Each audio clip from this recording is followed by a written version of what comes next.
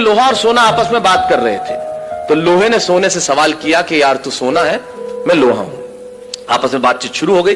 तो सोना लोहे को कहने लगा कि यार लोहार तुझे बनाने के पहले ठोकता पीटता है, सोनार मुझे बनाने के पहले ठोकता। आप पढ़े लिखे लोग हैं, आग में तपा के ठोका जाता है, लेकिन जब तुझे लोहार ठोकता पीटता है तो तू बहुत आवाज करता है, मैं तो चुप रहता हूं, ऐसा क्यों?